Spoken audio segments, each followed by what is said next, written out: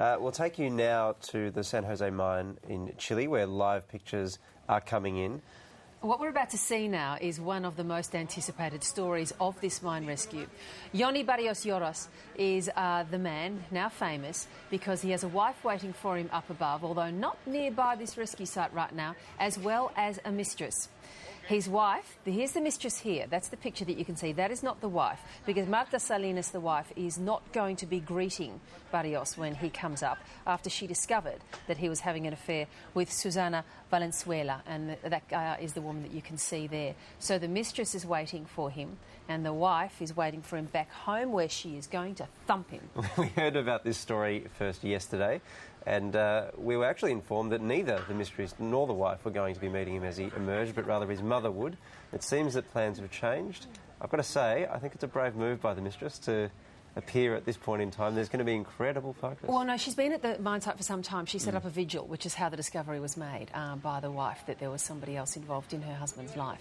And there's been negotiations. He asked for both the women to be there at the top to greet him. It was a clever call, hoping that he could, I guess, play off on the emotion of the event and maybe sort of bring together some sort of rapprochement between the two women. But the wife's not buying that. Doesn't matter how long he's been underground, he'll cop it. It was always ambitious, I would have thought, at best. Nice try, though. I mean, worth playing the card, worth playing the I've been underground, you know, for several months card. Well, once you're discovered, I guess you're discovered. What else are you going to do? You're discovered. The question is whether or not he'll reach the top and then decide he's better off returning. What are those two talking about? I wish I could be a lip reader now. It really is incredible scenes. The rescue seems to be drawing nearer. Here we are. Do we actually have it, do we? No, there just seems to be some bit of equipment being drawn off there. We'll try and go back to that just as soon as we can. Just as soon as that. Now, not famous, notorious miner emerges from underground. Oh, apparently we've got the pictures now, so we'll go right back to them straight away.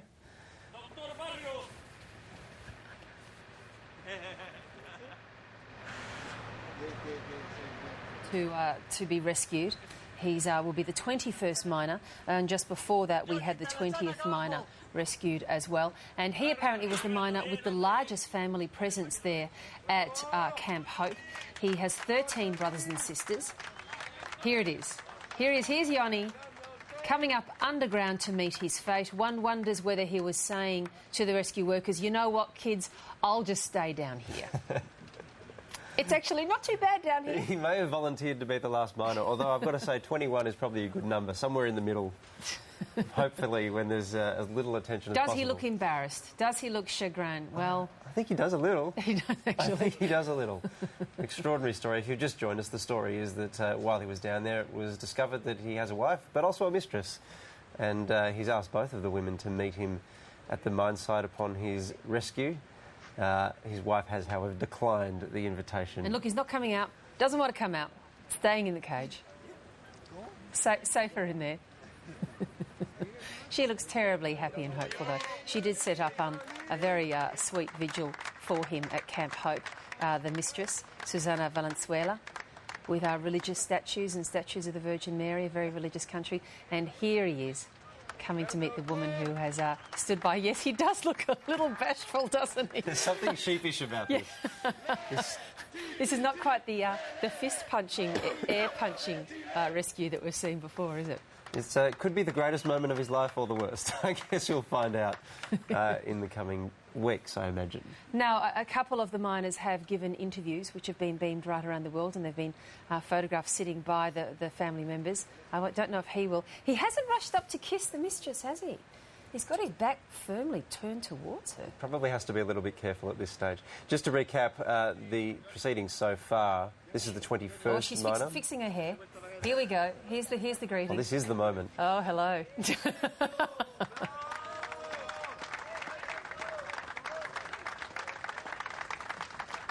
It's very sweet. I'm still detecting reluctance, I have to say.